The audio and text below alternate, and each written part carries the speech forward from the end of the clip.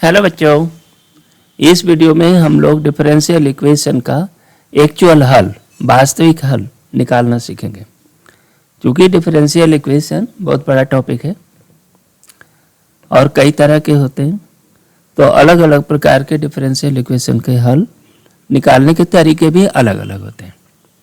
तो फिलहाल हम लोग इस वीडियो में first degree and first order differential equation का हल निकालेंगे, है ना, और ये सीखेंगे। डिफरेंशियल इक्वेशन बहुत बड़ा टॉपिक है और फिजिक्स, मैथ, केमिस्ट्री के हर क्षेत्रों में और अक्सर इस तरह के डिफरेंशियल इक्वेशन का पाला पड़ता है और हमें उनका हल निकालना पड़ता है। तो डिफरेंशियल इक्वेशन को हम लोग इस वीडियो में ठीक से समझेंगे और उसके बिना तुम्हारी गणित का ज्ञान अधूरा रहेगा। तो इसलिए ये वीडियो बहुत ही महत्वपूर्ण है। तो चलो सीधे हम वीडियो शुरू करते हैं कि डिफरेंशियल इक्वेशन का हल का मतलब क्या है और इसको कैसे हल करेंगे। देख, मान लो सिंपल डिफरेंशियल इक्वेशन, जैसे मान लो कि आप ये ले लो dy/dx equal to polynomial type का ले लेते हैं हम लोग कि x² + 2x + 3, ये डिफरेंशियल है ना। तो ये आपका डिफरेंशियल इक्वेशन का मतलब क्या है कि उसमें फंक्शन y रहेगा, y प्राइम रहेगा, मतलब उसका डिफरेंशियल कोएफिशिएंट होता है, और इसमें इंडिपेंडेंट वेरिएबल f(x) रहता है ना। इन तीनों से केवल इतने ही नहीं, वो हायर ऑर्डर डिफरेंशियल इक्वेशन भी हो सकते हैं। तो डिफरेंशियल इक्वेशन पर हम बहुत ज़्यादा इस पर बात नहीं करेंगे, लेकिन इसमें क्या है, y रहेगा, y प्राइम रहेगा, f(x) रहेगा, ये इन्वॉल्व, इस पूरे मामले में यही तीन टर्म इन्वॉल्व रहेंगे, ठीक है ना। और उनका हल का मतलब क्या है, तो फाइंडिंग द सरफेस, मतलब सॉल्यूशन क्या चीज़ है, सॉल्यूशन क्या है, सॉल्यूशन इज अ फंक्शन, है ना।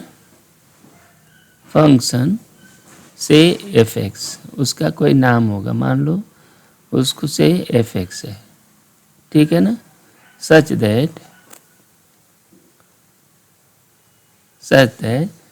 कि y की जगह माने dy इस इक्वेशन को सेटिस्फाई कर, सच दैट कि f(x) सेटिस्फाई,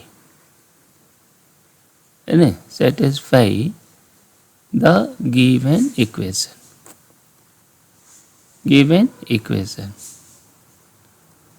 ठीक है ना। ये डिफरेंशियल इक्वेशन है, dy/dx यहाँ दिया हुआ है, ठीक है। तो यदि मान लो y = f(x) का एक सोल्यूशन है, तो dy/dx क्या होगा, तो df/dx हो गया, ठीक। df/dx इक्वल टू, ये जैसा ये बोल रहे हैं कि 2x² ने x² + 2x + 3, है ना, एक फंक्शन निकालना है। तो ये क्या हो गया, वो f(x) इसका एक सोल्यूशन है। यदि f वो कितना होगा, वो f(x) को, तो यदि df/dx इतना है तो वो फंक्शन कौन है, ये मतलब वो फंक्शन जिसका डिफरेंशियल करने पर इतना है। तो इसका मतलब क्या है, बेसिकली इंटीग्रेशन है। तो f(x) जो हो गया इंटीग्रेशन x³ प्लस, इसको हमने क्या किया, इसको basically f(x) = integral x² + 2x + 3 dx, इस तरह कर रहे हैं, और वही इंटीग्रेट करो तो ये बना x² हो गया और इसका 3x हो गया, प्लस एक कांस्टेंट c आ गया, ठीक है ना। तो इस फंक्शन, इसमें क्या है, f(x) क्या हो गया हमारा, f(x) जो मिला x³/3 plus x² plus 3x plus c, है ना। c आर्बिट्रेरी सीक्वेंस क्या है, c is an arbitrary constant.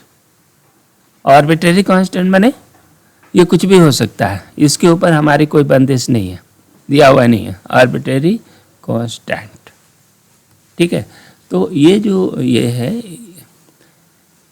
ये जो एफ एक्स को इस तरह जो हमने ज्ञात किया ना, इसको हम बोलेंगे कि F x is the solution of equation 1। ये जो इक्वेशन है डिफरेंशियल इक्वेशन, उसका ये सोल्यूशन एफ एक्स है। ठीक है, तो अब आपने ये देखा कि ये जो है, देखो सी एक क्या है, कांस्टेंट है और आर्बिट्रेरी कांस्टेंट है। सी माने वो जो कांस्टेंट तो है, डिफरेंशिएशन करेंगे तो इसका वैल्यू 0 होगा, कांस्टेंट है, लेकिन ये कांस्टेंट फिक्स कांस्टेंट नहीं है, ये आर्बिट्रेरी वेरिएबल कांस्टेंट है, इसलिए इसको बोलते हैं आर्बिट्रेरी कांस्टेंट। ठीक है ना। और ये जो सोल्यूशन जो सेट निकला एफ एक्स, वो एक पर्टिकुलर फंक्शन नहीं है, अकेला फंक्शन नहीं है जिसका ग्राफ बनाओगे तो ये सी की अलग वैल्यू के लिए अलग अलग आएगा। जैसे मान लो कोई इसका हम ग्राफ बनाए एफ एक्स का मान लो ये ग्राफ 0 से गया तो ऐसे बना, लेकिन यही जो सी की वैल्यू 1 हो गई, कुछ है, हम ये नहीं कहते कि ये इसका यही हुआ, इसके बहुत सीरियस न लो, लेकिन जो फंक्शन बना कि 5 + c कुछ बना है ना, एफ ये जो आया ना एफ एक्स, और सी की वैल्यू यहाँ पर 0 कर लिया है ना, ये तो इसका ये बना, तो यदि सी की वैल्यू कोई दूसरा होगा तो ये बिल्कुल इसके पैरेलल ऊपर चला जाएगा, फिर ये ऐसे चला जाएगा है ना। तो ये कोई एक पर्टिकुलर कर्व नहीं है, बल्कि ये जो सोल्यूशन सेट है वो कर्व्स का फैमिली ऑफ द कर्व है। ये क्या है, ये फैमिली ऑफ द कर्व है, फैमिली ऑफ कर्व्स, जहां सी बदल रहा है। और ये फर्स्ट ऑर्डर का है तो एक आर्बिट्रेरी कांस्टेंट है, तो ये तो अभी समझ में आ रहा है। ये फैमिली ऑफ द कर्व, यदि ये सेकंड ऑर्डर का होता तो 2 आर्बिट्रेरी कांस्टेंट होते हैं, तो अब उसको इसमें लोकेट करना थोड़ा मैंने 2 डायमेंशन में दिखा पाना इस कर्व को तो मुश्किल होता, थोड़ा और दिक्कत होती। लेकिन जो भी है आपका ये जो है ये जनरल मतलब सी के वेरिएशन के साथ साथ ये फंक्शन बदलता है। तो ये सोल्यूशन क्या है, इसमें सोल्यूशन का मतलब हुआ पहली चीज, सोल्यूशन इज ए फंक्शन, ठीक, that satisfied the given equation, मतलब वो इक्वेशन को संतुष्ट करता है, उसमें रखोगे तो ये संतुष्ट करेगा। ठीक है, लेकिन ये जो सोल्यूशन आया एक पर्टिकुलर कर्व नहीं है, बल्कि ये फैमिली ऑफ कर्व है। ठीक है ना। तो ये दूसरी चीज जाननी चाहिए। तो अब इसी चीज को कहने के लिए नॉमेनक्लेचर इनका है ना, इनका नाम दिया हुआ है कि एक विशेष कर्व और एक जनरल कर्व है ना। तो इसी के संदर्भ में कॉन्सेप्ट आता है जनरल सॉल्यूशन। जनरल सॉल्यूशन देखो, जनरल सॉल्यूशन है ना, सॉल्यूशन हमारे 2 तरह के निकलते हैं। एक तो वो जनरल सॉल्यूशन जिसमें आर्बिट्रेरी कांस्टेंट होता है ना, जैसे nth ऑर्डर का कोई डिफरेंशियल इक्वेशन हो तो उसका जो आर्बिट्रेरी कांस्टेंट वाला जो सॉल्यूशन होगा है ना, जो फैमिली ऑफ कर्व होगा, उसको जनरल सॉल्यूशन कहेंगे। और यदि उन कांस्टेंट का कोई एक विशेष मान दे दिया, कोई वैल्यू दे दिया है ना, तो फिर उससे क्या बन जाएगा, उससे वो एक विशेष कर्व बन जाएगा। जैसे देखो ये हमारा डिफरेंशियल इक्वेशन है d2y/dx² + y = 0। ये एक सेकेंड ऑर्डर डिफरेंशियल इक्वेशन है। इसका उसका जनरल सॉल्यूशन बनता है। इसको सॉल्व करेंगे, कैसे सॉल्व करेंगे इसको अलग से बताएंगे, लेकिन अभी तो ये देखो कि इसका एक general solution y = a cos x + b sin x है ना, जिसमें a और b आर्बिट्रेरी कांस्टेंट हैं। तो ये एक जनरल सॉल्यूशन है। क्या हुआ, इस इक्वेशन का ये जनरल सॉल्यूशन है ना, general man family of the curve है जो इसको संतुष्ट करता है, ठीक है, वो जनरल हुआ। यदि ए बी का कोई पर्टिकुलर मान दे दें, कुछ भी मान दे, ए बी को आप अपनी मर्जी से कोई मान दे दो, तो उनको कहते हैं पर्टिकुलर सोल्यूशन, ठीक है ना। ये जैसे y इक्वल टू इतना, यहाँ पर देखो y equal to 3 cos x plus 2 sin x, ये जो फंक्शन बना है, ये फंक्शन क्या है, इसी फैमिली का एक मेंबर है लेकिन पर्टिकुलर मेंबर है।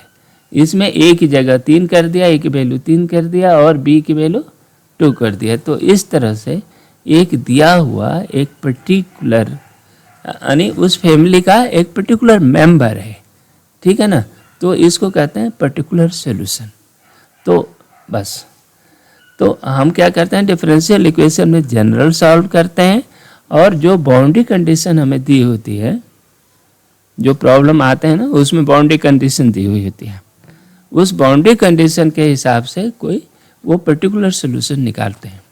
तो जो सॉल्यूशन ये बनता है इस सिस्टम को, डिफरेंशियल इक्वेशन को संतुष्ट करे और साथ ही साथ बाउंड्री कंडीशन को भी संतुष्ट करें, तो हम उसको कहते हैं कि ये पर्टिकुलर सॉल्यूशन, ठीक है ना। ये जैसे मान लो ये सिंपल हार्मोनिक मोशन का इक्वेशन है, और वो जो पेंडुलम है, मान लो ये सिंपल हार्मोनिक मोशन का एक पेंडुलम का आप जानते हो ना, यही सॉल्यूशन बनता है।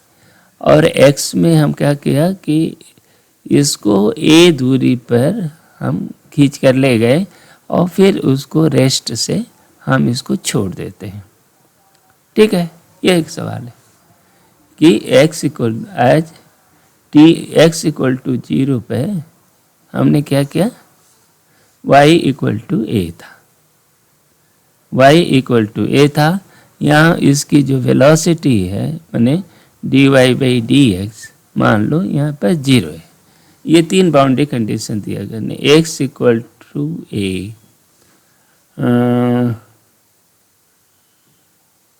नहीं x इक्वल टू 0 नहीं करो, हाँ ठीक तो है, x इक्वल टू 0 पर dy बाई डी एक्स 0 था, है ना, एक चीज़, और y जो था a था।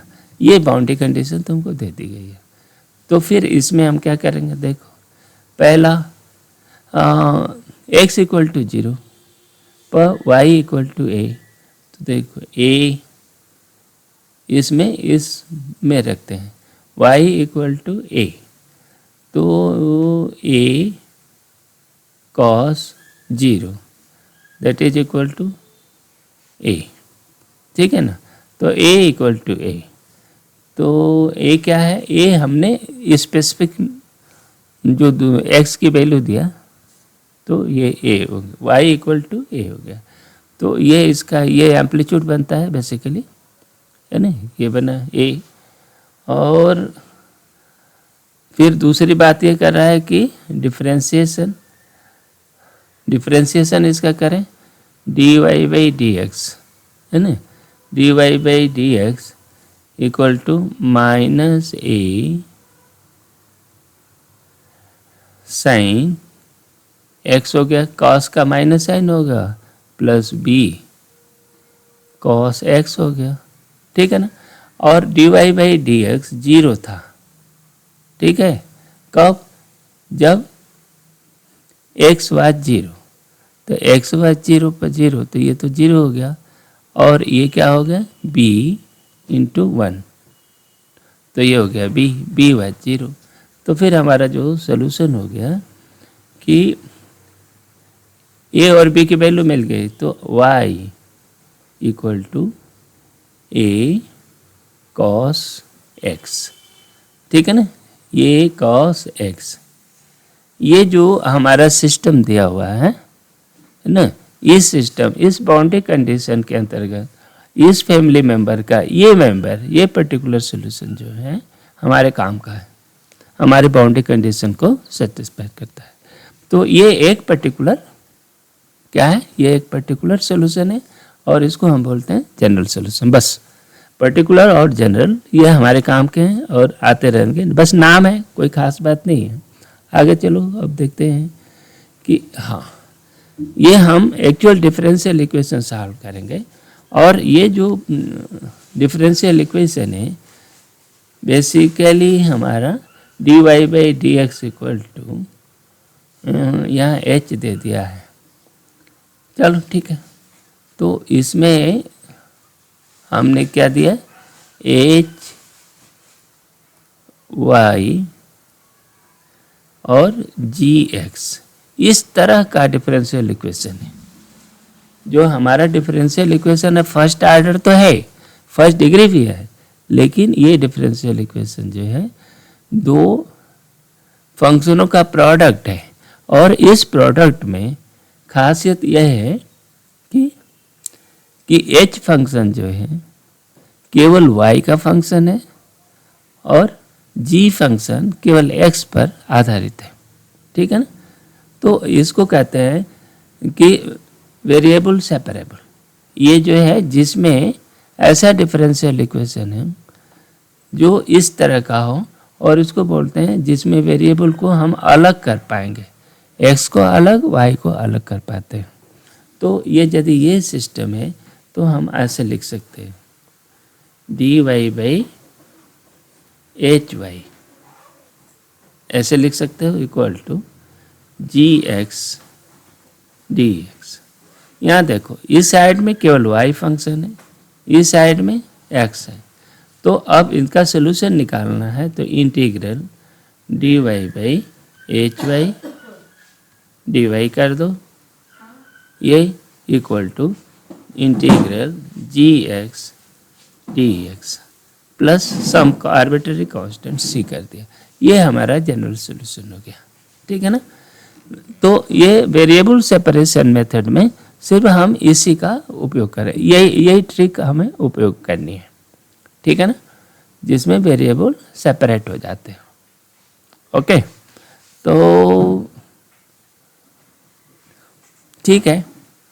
ये हाँ, एक बात और समझो, यहाँ पर सेपरेबल वेरिएबल तो ठीक है, यहाँ ये भी हो सकता है एच वाई यदि मान लो एक हो गया तो dy बाई डी एक्स क्या हो गया, dy by d x g x हो गया, ठीक है ना।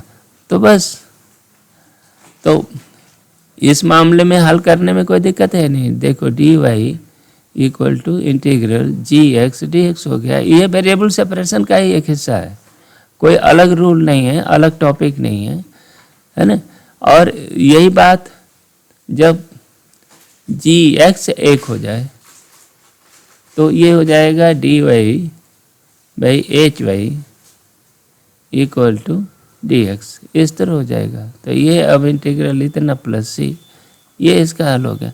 तो ये जो है ना, ये जो फंक्शन इन्होंने बनाया था d y by d x equal to f x, ठीक है ना। तो कोई नया बात नहीं है, ये सेपरेशन वेरिएबल सेपरेबल है ना, differential equations with variables separable, ये जो पॉइंट है ना, ये वो एक जनरल टॉपिक है। और इसी लाइन पे इसी तरह के डिफरेंशियल इक्वेशन को हम पहली बार ये देख रहे हैं। तो पहला मेथड ये है, ठीक है। वेरिएबल सेपरेबल मेथड का एक टिपिकल उदाहरण आपके सामने, उसको देखो और इसको हल करते हैं। ये देख, जैसे ये इक्वेशन दिया हुआ है ना, तो अब आपको क्या लिख सकते हो, देखो डी वाई है ना, डी वाई इस y को 2 माइनस वाई को इधर पक्षांतर कर दिया, एक और कर दिया, इक्वल टू एक्स प्लस 1 और इधर dx कर दिया, इस तरह लिख दिया, ठीक है। तो अब क्या करें, दोनों ओर का इंटीग्रेट कर दो, integral 2 minus y d y. ये वेरिएबल सेपरेशन का यही एक फ़ायदा है कि अलग हो जाते हैं, है ना। y का अलग इंटीग्रेशन हो जाता है और x का अलग हो जाता है, x प्लस 1 dx, ठीक है। अब इसको इंटीग्रेट करो दोनों ओर का, प्लस c, ये कांस्टेंट जनरल कांस्टेंट बनेगा, आर्बिट्रेरी कांस्टेंट ठीक है, इसको करो 2y minus y square by 2, इनका इंटीग्रल हो गया। इस साइड का x square by 2 plus x plus c. Basically integration का ये एप्लीकेशन है और ये है ये फंक्शन बना। क्या होगा? This is general equation, this is general solution of the given equation। ठीक है, बस इसी तरह से आता, जहाँ भी वेरिएबल सेपरेट हो जाते हैं तो उसमें इस तरह सॉल्व करते हैं। ये बात अलग है कि ये फंक्शन कठिन भी हो सकते हैं, आसानी से ना निकले, लेकिन जो भी है वो इसी तरह का होगा। इंटीग्रेशन कैसे हल होगा, इंटीग्रेशन में आप जानते हो, वही मेथड का यहाँ उपयोग करना है और इस तरह वेरिएबल सेपरेट हो जाते हैं। तो ये पहला तरीका है जिसमें। अब एक मेथड और भी होता है, ऐसे भी सवाल आते हैं जिसमें वेरिएबल सेपरेट तो नहीं होता, लेकिन उस वेरिएबल को हम सेपरेबल बना सकते हैं, है ना।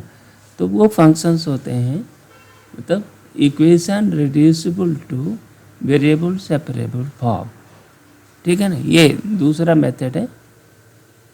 ठीक है, और वो इक्वेशन आता है dy by d x equal to f a x plus b y plus c. और ये एक पर्टिकुलर फॉर्म है, लेकिन ऐसा भी हो सकता है ये dy by d x equal to f1 a x plus b y plus c one और into f2 a x plus b y plus c to.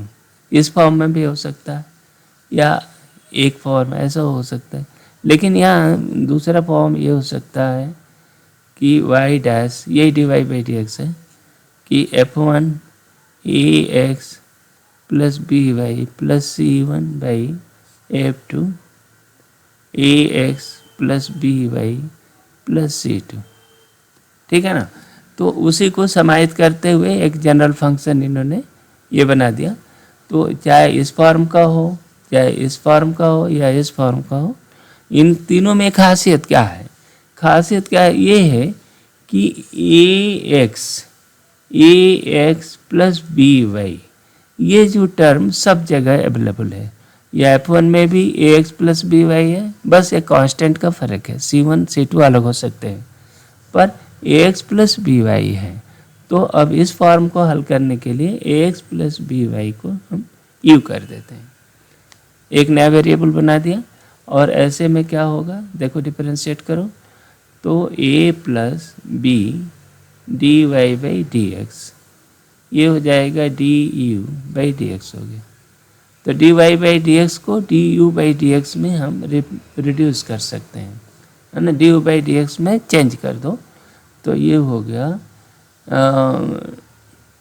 D y by d x, ये कितना हो गया, u dash minus a by B, ये हुआ ना। अब इस वाले फंक्शन में डाल दो, तो इन सारे को समाहित करते हुए कुछ ऐसा है, इसमें कहीं भी वैसा आप डाल दोगे तो फिर आप इन तीनों में आप ये सब्स्टिट्यूशन करोगे, है ना। तो ये बन जाएगा, क्या हो गया, u dash minus a equal to b. हम लोग इस फॉर्म को ले लेते हैं, इस वाले को, f1 u प्लस सी हो गया, c1 हो गया, बोलो हो गया ना। दूसरा f2 u प्लस c2 हो गया। ठीक, बस अब ये क्या हो गया, d u by d x equal to a plus b f1 u c1, u plus c1 का फंक्शन है, ठीक है, f1 plus into f2 u1 नहीं है, u प्लस c2 है, ये हो गया। ठीक, अब ये देखो, ये पूरे के पूरा ये एफ यू हो गया, ये क्या हो गया, एफ यू, यू का फंक्शन हो गया।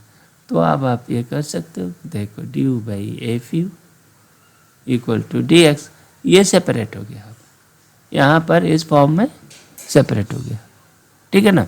इस मेथड का उपयोग करते हुए हम ऐसे को हल करते हैं। लेकिन इसमें जो सबसे बड़ी खासियत है कि F1 में भी ax प्लस बी वाई होना चाहिए और ax प्लस बी वाई, कुल मिलाकर आप ये कहो कि ax plus b y plus c one equal to 0, ये एक स्ट्रेट लाइन है। ax plus b y plus c two, ये 0, ये दोनों पैरेलल लाइन होनी चाहिए। मैंने पैरेलल लाइन में ए और बी दोनों फंक्शनों के ए और बी सेम होना चाहिए, ठीक है ना। तो ये इस मेथड का उपयोग होता है। एक पर्टिकुलर उदाहरण दे देते हैं, देखो ये एक फंक्शन है, ये सीधे वेरिएबल सेपरेबल में कभी नहीं आएगा, बनेगा ही नहीं। अब इसके लिए क्या करते हैं, हल करने के लिए x plus y equal to u कर दो, ठीक। तो अब डिफ्रेंशिएट करो, 1 plus y prime equal to u prime, ठीक। इसका मतलब y prime equal to u prime plus 1 minus 1, sorry, ये है ना, ये बन गया। अब यहाँ रख दो, इसको लिख दिया u prime minus 1 equal to cos u हो गया, ठीक। अब ये क्या हो गया, d u by d x equal to 1 plus cos u हो गया, ठीक। अब इसको हल कर लो, d u by 1 plus cos u equal to d x, ठीक। अब इस फंक्शन को हल करना है, तो इसको आप ये करेंगे 1 minus cos u by sine square u, ठीक, डी यू नहीं, ये equal to integral d x plus c, ठीक। अब इसको क्या बनेगा, ये हो गया cosec square u minus cos u, ये tan u cosec u d u, नहीं, ये हो गया एक्स प्लस सी। अब cosec u, cosec square u को क्या बोलोगे, माइनस कॉट यू हो गया, ठीक। और टैन यू नहीं, कॉट यू ना, सॉरी, ये कॉट यू हो गया ना, ठीक है ना, कॉस यू, ये कॉट यू है, कॉट यू कोसेक यू को बोलते हैं, ये कोसेक यू है ना, ये माइनस प्लस हो गया equal to x plus c. अब आपका सोल्यूशन क्या बन गया, ये देखो, cot minus cot x plus u plus cosec x plus u equal to x plus c, ये आपका सोल्यूशन हो गया, ठीक है। ये तो ये कौन सा मेथड उपयोग किया हमने, यहाँ पर सीधे वेरिएबल सेपरेबल नहीं है, लेकिन इसको हम वेरिएबल सेपरेबल फॉर्म में हम रिड्यूस कर सकते हैं, उसको बदल सकते हैं। तो लेकिन ये इंटीग्रेशन, ये डिफरेंशियल इक्वेशन में एक समस्या ये आती है कि कौन सा मेथड कहाँ लगाएं, ठीक है ना।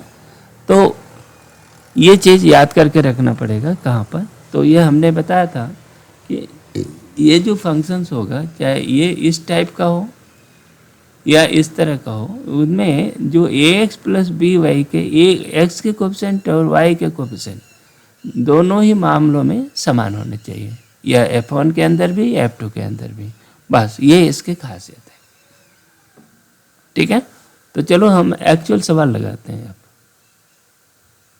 ये पहले सवाल है, इसको कह रहे हैं सॉल्व करो, ये सब वेरिएबल सेपरेबल है, बेसिकली क्या है, d y by d x equal to x by x square plus 1, ठीक है। इसको अब लिख दो, डी करना ही कुछ नहीं है, d y equal to x square plus 1 dx। लेकिन इसको हमें सॉल्व करना है। सॉल्व करने के लिए यहाँ 2x कर दें और यह हाफ कर दिया, इंटीग्रल ऐसा कर दिया। देखो इस चीज़ का डिफरेंशियल है, तो आप ये लिख सकते हो, this implies y equal to half l x square plus u 1 का मॉडुलस, ठीक, प्लस सी। ये आपका हल हो गया। इसका हल क्या होगा? देखो इसका डिफरेंशियल है, तो डिफरेंशियल कोएफिशिएंट होने के कारण इसको सीधे कर देंगे। अब इतना आ गया है ना। तो डिफरेंशियल के मामले, ये इंटीग्रेशन करने के जो प्रोसेस है, जिसको नहीं समझ में आ रहा है वो इंटीग्रेशन वाले वीडियो में पढ़ें, वो समझ सकते हैं। लेकिन एक इंटीग्रेशन का यहाँ सीधा उपयोग है, ठीक है। नेक्स्ट चलते हैं। अब ये एक सवाल है ना, ये देखने में ये भी सेपरेबल है, वेरिएबल सेपरेबल है, तो इसको भी डी वाई इक्वल टू ई पे एक्स माइनस ई पे माइनस एक्स बाई ई पे एक्स प्लस ई पे माइनस एक्स है, ये डी एक्स हो गया, ठीक है। अब यहाँ पर जो फंक्शन है नीचे वाला, देखो ई पे एक्स प्लस ई पे माइनस एक्स को हम यू सब्स्टिट्यूट करोगे, ठीक है ना। तो इसका डिफरेंशियल करेंगे तो ये क्या बन जाएगा, ई पे एक्स माइनस ई पे minus x d x equal to d, है ना। तो ये फंक्शन बन गया कितना, ई पे, तो ये हो गया डी यू और ये हो गया यू, तो डी यू बाई यू। अब डी वाई बराबर इतना, अब इंटीग्रेट करो दोनों ओर का, ये बन गया y equal to l n u plus c, ठीक है। यू की वैल्यू रख दो, y equal to l n e पे एक्स प्लस ई पे माइनस एक्स प्लस सी, ये आपका सोल्यूशन होगा, ठीक है। नेक्स्ट चलो, ये अगला सवाल लेते हैं। ये भी सेपरेबल वाला है, फॉर्म का है ना। तो इसको आप क्या करते हैं, देखो इसको आप लिख सकते हो डी वाई इक्वल टू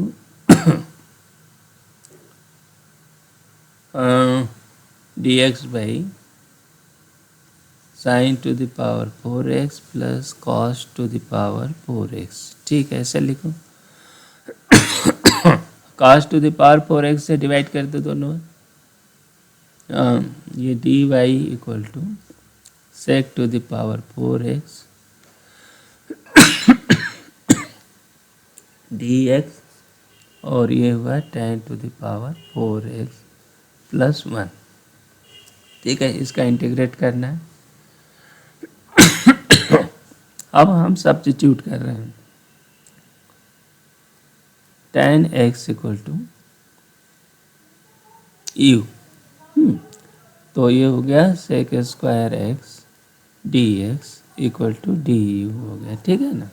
अब इसको हम सब्स्टिट्यूशन में क्या लिखेंगे, सेक स्क्वायर डी एक्स, तो यहाँ बच गया सेक स्क्वायर एक्स रह गया, और ये हो गया u to the power 4 plus 1 d u, sec square की वैल्यू रख दो यू के पदों में, तो ये हो गया 1 प्लस यू स्क्वायर, ठीक है ना, इंटीग्रल, और ये u to the power 4 plus 1, ठीक। अब इसमें यू स्क्वायर से डिवाइड करो तो बनेगा 1 प्लस 1 बाई यू स्क्वायर, ये हुआ।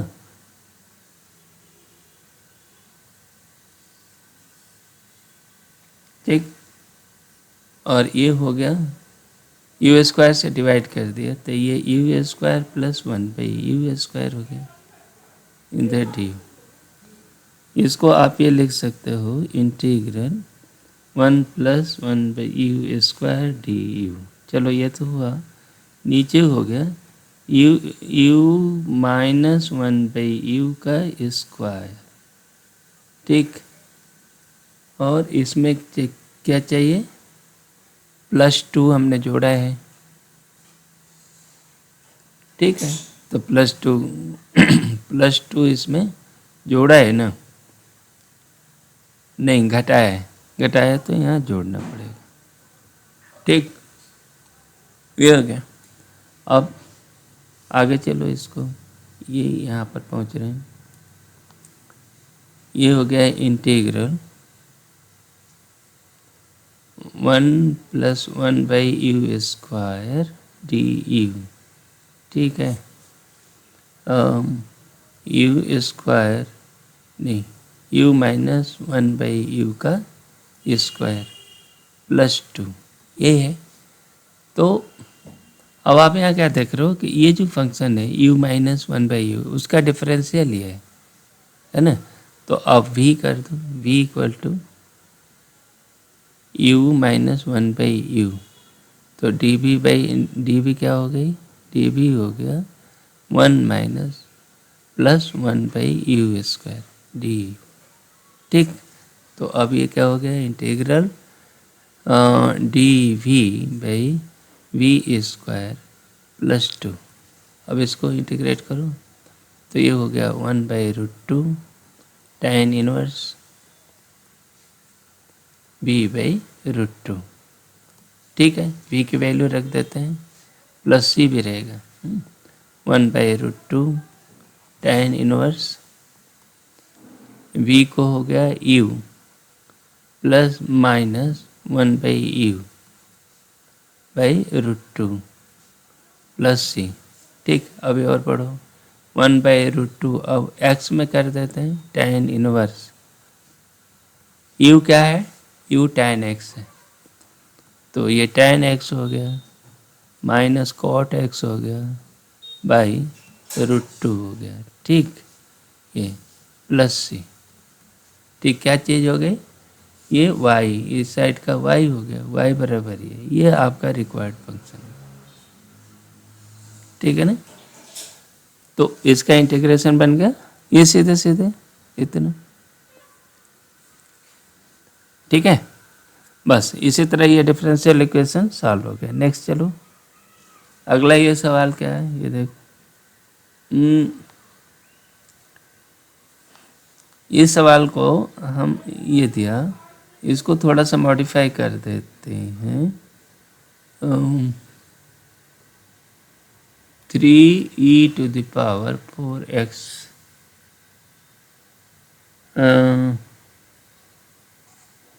3x बाहर ले लें, 3x हमने बाहर ले लिया।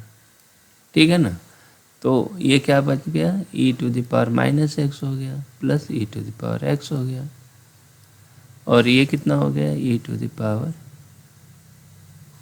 प्लस e⁻−x, है ना। बस ये अरेंजमेंट है, तो यहाँ इसको हम लिख सकते हैं dy/dx इक्वल टू 3e⁻3x। ये फंक्शन इस फंक्शन से कट गया। ठीक, तो अब आपका सीधा reference dy equal to 3e⁻3x dx। अब ये दोनों ओर का इंटीग्रेट करो और प्लस c कर दो। अब ये हो गया y, ये इक्वल टू 3, इसका क्या हो गया, इसका इतना ही हो गया 3x/3 प्लस c, है ना, 3 से 3 कट गया, तो e⁻3x प्लस c, ये y है ना। तो हमारा फंक्शन हो गया y इक्वल टू, ये हमारा सोल्यूशन हो गया e⁻3x प्लस c। ठीक है,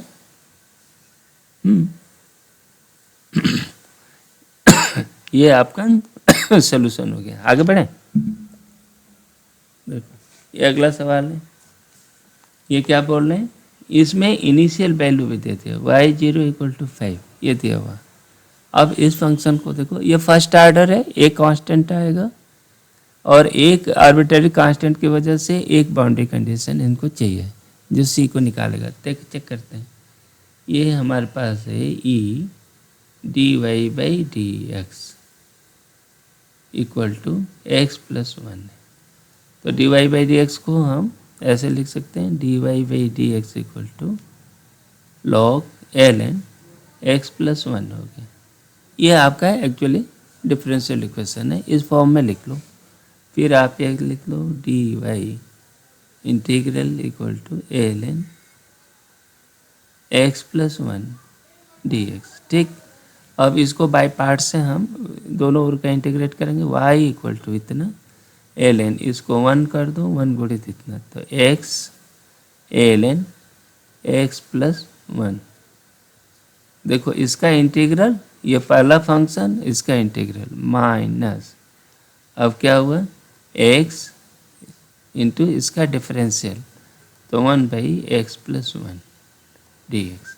ठीक, इसको आप क्या लिख सकते हो, x l n x plus one हो गया। ठीक, माइनस ये एक्स है तो ये हो गया integral one minus one by x plus one d x. ठीक, ऐसे लिख सकते हैं ना इसको। तो अब आप कर दो x l n x plus one. ठीक, ये माइनस रहने दो, ये एक्स हो गया और इसका minus l n x plus one का मॉडुलस है। ठीक है, ये बना, और प्लस एक कांस्टेंट सी जोड़ दो, तो हमारा फाइनल आंसर हो गया x l n x plus one. ठीक, minus x plus l n x plus one plus c, ये आपका रिक्वायर्ड रिजल्ट है। ठीक, अच्छा, अब ये बाउंड्री कंडीशन दिया है y zero, y equal to zero पर, वाई जीरो की वैल्यू यानी एक्स इक्वल टू जीरो पर वाई की वैल्यू 5 है, ये कहना चाहता है। अब ये देखो इसमें सी एक आर्बिट्ररी कांस्टेंट है, सी की वैल्यू निकालनी है। एक्स इक्वल टू जीरो कर दो, एक्स इक्वल टू जीरो करें तो ये जीरो हो गया, ये जीरो हो गया, एक्स जीरो हो गया, सी इक्वल टू जीरो है ना, वाई जीरो कितना हो गया, ये इसकी वैल्यू 5 है, और इसमें एक्स इक्वल टू जीरो रखोगे तो ये 1, ये जीरो हो गया, माइनस जीरो, ये क्या हो गया प्लस जीरो प्लस सी, तो सी इक्वल टू 5। ठीक है, तो हमारा हमारा यह पर्टिकुलर सोल्यूशन हो गया इस बाउंड्री कंडीशन के अंतर्गत y equal to x l n x plus one plus l n x plus one का ये मॉडुलस है, मॉडुलस है ना, हाँ, l n x plus one और माइनस एक्स प्लस 5 है ना, ये हमारा असली सोल्यूशन हुआ इस बाउंड्री कंडीशन के अंतर्गत। ठीक है, अगला सवाल देखिए,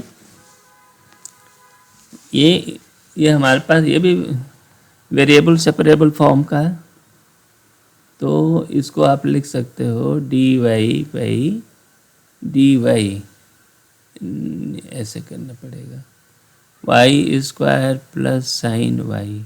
ठीक है, d y equal to d x. ठीक, अब ये फंक्शन दिया, ये पॉलिनोमियल है और ये साइन फंक्शन है, आप इंटीग्रेट कर सकते हो, इंटीग्रेट करो, इंटीग्रल इसका इंटीग्रल इसका इंटीग्रल प्लस सी, ये सोल्यूशन हुआ। ये वाई क्यूब बाई 3 हो गया, साइन का इंटीग्रल ये होता है माइनस कॉस वाई। ठीक, ये हो गया एक्स प्लस सी, आपका सोल्यूशन ये हो गया ये। ठीक, नेक्स्ट ये दिया है सेक वाई, यानी इस पॉइंट पर डिफाइन नहीं है इसीलिए इसको आउट किया है, तो बाकी जगह पर ये दे रहा है। ठीक है ना, तो देखो d y by d x equal to sec y, ठीक, ये भी सेपरेबल है, इसको हम लिख सकते हैं cos y d y equal to d x, ठीक। अब इसको देखो, इंटीग्रेट इसको करो, ये करें प्लस सी, तो ये हो गया sine y equal to x plus c. बस ये आपका सोल्यूशन है। अब अगला सवाल देखते हैं। ये रहा आपका d y by d x बराबर इतना, ठीक है। अब इस सवाल को हल करो, ये method of separation of variable है, ठीक है। तो इसको हल करने के लिए क्या करो, देखो पहले इसको लिखते हैं d y by d x equal to minus y square, क्या गया, y square plus y plus 1 by x square plus x plus 1, ये है ना, ये आपका इक्वेशन है। इसको सेपरेट करिए, वेरिएबल सेपरेशन का उपयोग करें, तो डी वाई, ये y square plus y plus 1 equal to minus d x by x square plus x plus 1, ये हो गया। अब इसको और थोड़ा सा मॉडिफाई करो, ये d y by y mine plus half का स्क्वायर है ना, प्लस इसमें 1/4 आपने जोड़ा है तो उतना ही घटाना पड़ेगा, तो ये 3/4 हो गया, ठीक, इक्वल टू माइनस बिल्कुल वही चीज़ यहाँ भी है, D x by x minus x plus half का स्क्वायर प्लस 3/4, ठीक है। अब इन दोनों का इंटीग्रेट करो, तो इसको इंटीग्रेट करने के बाद क्या मिला, tan inverse y plus half by √3/2, और ये हो गया 2/√3, ये हुआ ना, equal to 2 minus 2/√3 tan inverse x plus half by √3/2, ठीक है ना। अब इसको आगे चलो, ले चलो, प्लस सी भी आएगा, सी यहाँ पर आएगा, तो इसको ले चलते हैं ऊपर, 2/√3 से भाग दे दो सब में, तो ये क्या बन जाएगा, tan इनवर्स, नहीं इसको हम थोड़ा सा मॉडिफाई करते हैं, 2y प्लस 1/√3, ठीक है, plus tan inverse 2x plus 1/√3 equal to c, और ये √3/2, ठीक है ना। ये एक नया कांस्टेंट बन गया, इसको सी रेस कर दो, ठीक है। अब इन दोनों को जोड़ते हैं, tan इनवर्स के दो फंक्शन हैं, इनको जोड़ो, तो ये हो गया tan इनवर्स, ठीक, ये क्या बन जाएगा, a प्लस बी, ये tan इनवर्स की आइडेंटिटी होती है, tan inverse a plus tan inverse b equal to क्या होते हैं, tan inverse a plus b by 1 minus a b, ठीक है ना। तो ये यही ले लो, तो ये हो गया 2y प्लस 2x प्लस 2, ऊपर इनका जोड़ा बटा √3 हुआ, डिवाइडेड बाय 1 माइनस 1/3 और 2y plus 1 into 2x plus 1, ये हो गया इक्वल टू c प्राइम, ठीक है। तो इसको आप ये लिख लो, ठीक है, तो इसको थोड़ा सा सरल कर लेते हैं, लेकिन ये tan इनवर्स को सी डैश में इधर भेज देते हैं। तो ये हो गया 2y plus 2x plus 2 divided by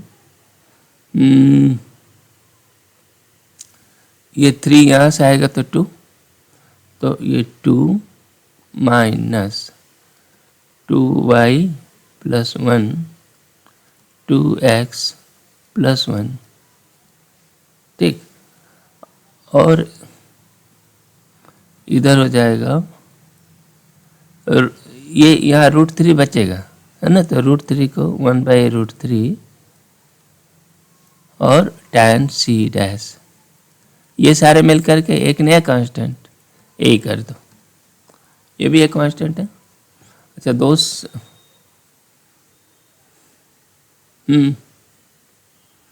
तो इनको फैलाते हैं। अच्छा ये 2 क्यों आया, ये तो 3 है ना, ये 1/3 यहाँ जुड़ेगा तो ये 3 हुआ, और यहाँ से 1 आएगा तो ये कट जाएगा। तो फाइनली ये क्या बन जाएगा, दिस इम्प्लाइज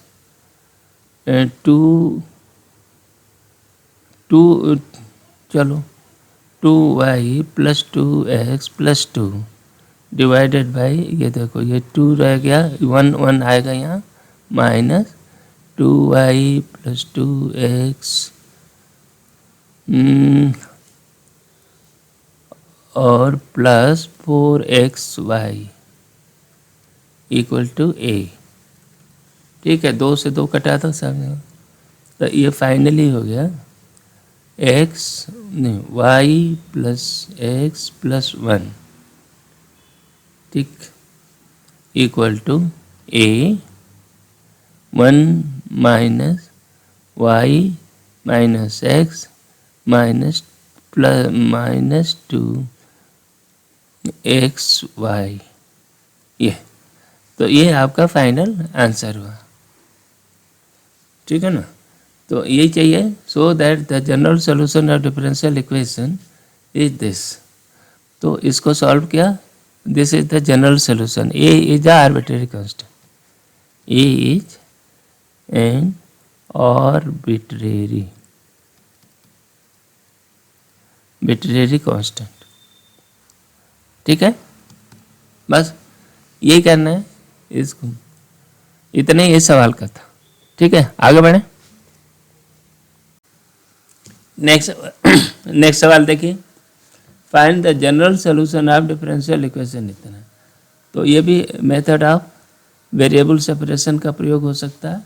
तो ये हो गया dy/1 plus y square equal to dx/1 plus x square, ठीक है। तो इसको इंटीग्रेट करो दोनों ओर का, प्लस सी कर दिया तो इसको क्या बोलेंगे, tan inverse y equal to tan inverse x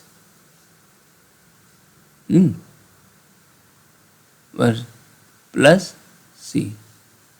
इसको आपके इधर ले आओ, tan इनवर्स, वैसे तो ये सोल्यूशन हो गया, tan inverse y minus tan inverse x equal to c. तो इसको आप लिख सकते हो tan inverse y minus c, y minus x by, है ना, 1 plus x y equal to c. तो आप ये कह सकते हो कि y minus x by 1 plus x y equal to tan c। tan c is a some constant a, ठीक है। तो हमारा रिक्वायर्ड सॉल्यूशन हो गया क्या, हमारा इसका जो सॉल्यूशन हो गया, this implies y minus x equal to a 1 plus x y, ठीक है ना, ये सॉल्यूशन। नेक्स्ट चलो, ये क्या dy/dx बराबर इतना, y equal to 1 x equal to 0। इस बाउंड्री कंडीशन पर इसका सॉल्यूशन निकालो। तो देखो dy/dx d y by d x equal to 4xy square दिया हुआ, तो आप ये लिख सकते हो d y by y square equal to 4x dx। ठीक, इंटीग्रेट करो दोनों का, तो इसका इंटीग्रल कर लिया, इसका इंटीग्रल कर लिया प्लस सी। ठीक, अब ये हो जाएगा -1/u y। ठीक है ना, इसका हाँ -1/u y equal to 4x² plus c. तो अब क्या बन जाएगा, हो गया कि 1/y plus 2x² equal to c dash. ये आपका हल निकला। और इसको ज़्यादा जो करना हो कर लो। ठीक है, तो ये आपका सॉल्यूशन हुआ। लेकिन इसमें क्या कह रहा है, x equal to 1, boundary condition निकालो, 1/y plus 2x² equal to c prime, ये है ना। तो y इक्वल टू 1, तो ये 1 हो गया, put y equal to 1, x equal to 0। ये तो 1 plus 0 equal to c prime, तो सी प्राइम इक्वल टू 1।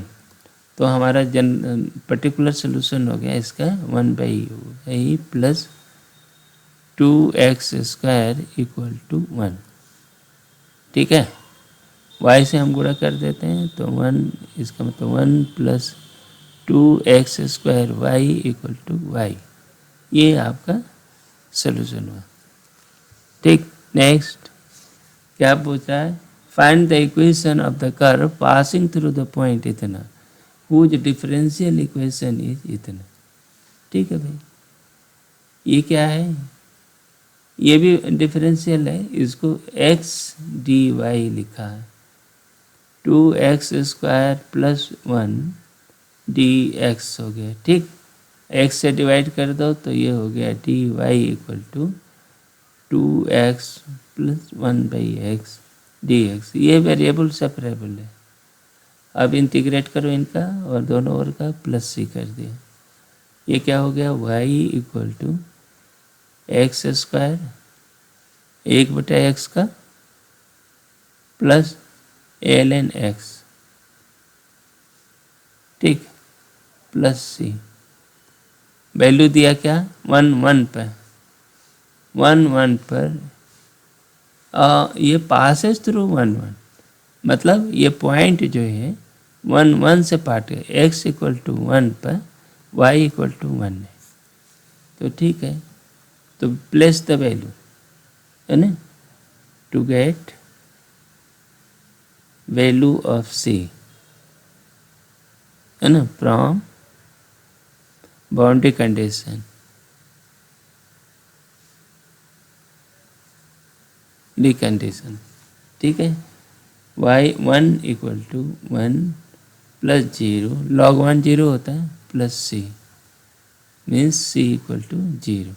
अब आपका सोल्यूशन हो गया y equal to x² plus ln mod x। ये आपका सोल्यूशन है, रिक्वायर्ड सोल्यूशन। ठीक है, रिक्वायर्ड सोल्यूशन ये। ठीक है, आगे बढ़े, क्या पूछ रहा, यही तो सवाल था, लगता है इस सवाल को 2 बार हो गया नहीं। ठीक है, हाँ, ये पूछ रहे हैं, a bank, in a bank the principal increases continuously at rate of 5% per year, है ना। प्रिंसिपल मान लो, लेट प्रिंसिपल बी y। ठीक है, तो ये क्या बोल रहे हैं, y है, in the how many year the 1000 double itself। हाँ, तो यहाँ जो दिया हुआ है कि dy बाई dt, ये t टाइम है ना, t is time, time in years, ठीक है। dy बाई dt जो है इंक्रीज कर रहा, इंक्रीज माने dy बाई dt पॉजिटिव है, तो y का 5%, 5/100, तो ये क्या हो गया y/20, ठीक। अब इसको देखो, dy by y equal to 1/20t dt, ठीक। इंटीग्रेट करें, ये इधर इंटीग्रेट करो, इधर करो, प्लस सी कर दो, ln y equal to 1/20t plus c. अब ये कह रहा है कि इनिशियली जब t वाज 0, y वाज 1000, ठीक। ये तो अब ये लिखो ln 1000, ठीक, इक्वल टू 120 इंटू 0, तो ये 0 हो गया, प्लस सी। तो c की वैल्यू क्या हो गई, c equal to 10 to the power माने 3 ln 10, ठीक है ना। और इसका बेस e है, ओके, ये है, c इतना हो गया, तो यहाँ वैल्यू रख दो।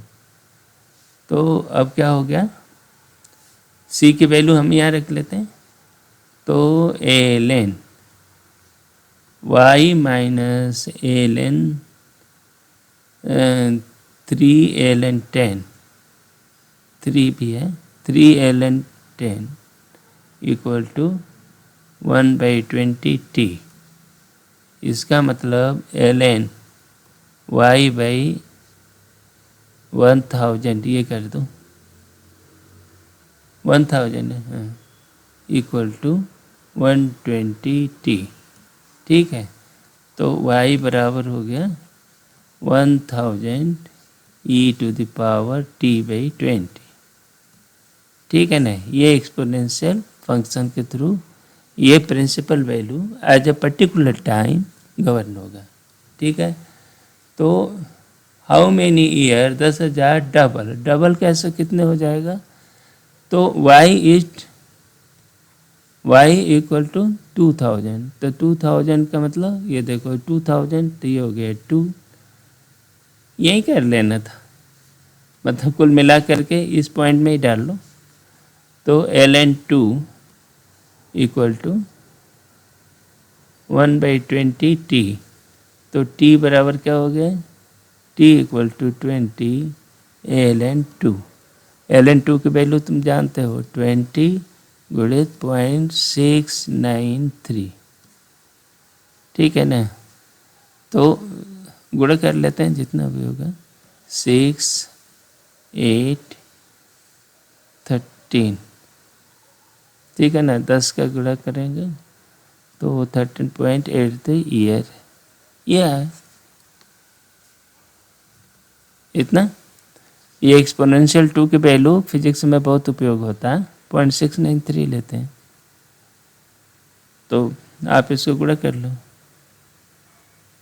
हाँ, इतना ईयर, ठीक है। आगे बढ़े, ये क्या है, हाँ, ये जो सवाल है वो reducible to separable variable, variable separable form का है, ठीक है। तो इन सवालों का हल करें। इस सवाल का हल तो इस सवाल को तो हम लोग पहले कर चुके हैं। अब पहले ये लो, पहला सवाल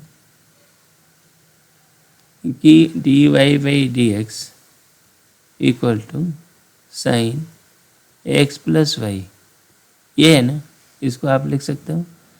तो अब आप क्या करो, x plus y equal to u कर दो, तो 1 plus dy by dx equal to du by dx हो गया, ठीक है। और dy बाई dx को रिप्लेस कर देते हैं, तो du by dx minus 1 equal to sine x sine u d u sine x sine u बस हो गया, ठीक है ना। तो ये हो गया d u by d x equal to 1 plus sine u, ठीक है। तो d u by 1 plus sine u equal to d x. अब और आगे चलते हैं इसको, तो 1 माइनस साइन यू, ठीक हो गया। और ये हो गया cos square u d u equal to x plus c. यानी इसको हम इधर कर दें, इधर कर देते हैं और प्लस सी कर लेते हैं, ठीक। ये बन गया। अब ये क्या बन गया, sec square u minus tan u sec u बनेगा, tan u sec u equal to, इसका इंटीग्रल करना पड़ेगा डी यू के साथ एक्स प्लस सी हो गया। तो ये हो गया tan u minus sec u equal to x plus c. तो यू की वैल्यू रख दो, tan x plus y minus sec x plus y equal to x plus c. ये आपका रिक्वायर्ड सोल्यूशन हो गया, ठीक। अब ये दूसरा वाला पॉइंट है, इसको हल करते हैं, ठीक है। अगला सवाल देखिए। इस सवाल को बिल्कुल वैसे ही काम करेंगे हम। इसमें कर दिए, देखो 4x प्लस वाई प्लस 1 को हमने यू कर दिया, ठीक है। तो ये हो गया 4 plus d y by d x equal to d u by d x, है ना। तो ये d u by d x जो हो गया, नहीं -4 equal to d y by d x हो गया, ठीक है। अब यहाँ रख लेते हैं, तो d u by d x equal to 4 plus u square.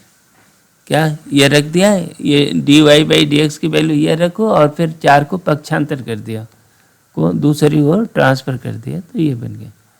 अब ये वेरिएबल सेपरेबल हो गया, d u by u square plus 4 equal to d x. बस इंटीग्रेट कर दो दोनों ओर का, प्लस सी। तो ये क्या हो गया, 1/2 tan inverse u equal to x plus c, ठीक। अब ये हो गया u equal to 2x tan, ये हो गया tan 2x प्लस सी, ठीक हुआ कि नहीं ये। और u की value x plus y tan 2x plus c dash, बस हो गया। ये आपका हल हुआ। नेक्स्ट चलो, ये उसी तरह का सवाल है। ये x प्लस वाई को u बनाओ, तो 1 plus y prime equal to u prime means u prime minus 1 equal to u y prime, ठीक है। तो ये वाई प्राइम ये दिया हुआ है, तो वाई प्राइम की जगह u prime minus 1 equal to cos u plus sine u, ठीक। तो इसको हम क्या लिख सकते हैं, देखो d u by 1 plus cos u plus sine u equal to d x, ठीक है। नेक्स्ट सवाल देखिए। इस सवाल में इनका कहना है, ये भी वही रिड्यूसिबल फॉर्म का है। ये x माइनस वाई यहाँ भी है, x माइनस वाई यहाँ भी है, तो इसलिए इसको हम x माइनस वाई को आप u ले लो। तो इसका अर्थ क्या हुआ, 1 minus y prime equal to u prime means u prime plus 1 equal to y prime. ये देखो 1 plus u prime equal to u plus 3/2u+5। ठीक है, तो इसको ये लिख सकते हो कि u prime equal to u+3-1/2u+5, यही ना। इसको आप लो u+3-2u-5 इक्वल टू 2u+5, ये कुछ हो गया। अब इसको देखो, ये -u रह गया और -2 ये रह गया, ये हो गया 2u+5। ठीक है, अब चेंज कर लेते हैं इधर, du 2u+5/u+2 equal to -dx। ठीक, इंटीग्रेट करो दोनों ओर का, तो ये क्या हो गया 2, तो 2 + 1/u+2 हो गया du।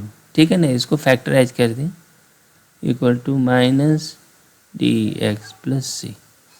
तो ये हो गया 2u + ln u+2 -x + c। ठीक, u की वैल्यू रख दो, तो 2x - y + ln x - y + 2 का modulus equal to x + c -x + c। ये आपका सॉल्यूशन हो गया, ये रिक्वायर्ड सॉल्यूशन हो गया। यह इस वीडियो का अंतिम सवाल है, और हमने वेरिएबल सेपरेशन ऑफ वेरिएबल और the form reducible two variable separable वाले टॉपिक हमने इसमें कवर किए। अगले वीडियो में हम इसी के दूसरे मेथड का उपयोग करेंगे और दूसरे डिफरेंशियल इक्वेशन में जहाँ इसका उपयोग होता है उसको हम लोग देखेंगे। तो इसी के साथ ये वीडियो समाप्त करते हैं, मिलते हैं अगले वीडियो में। Thank you very much.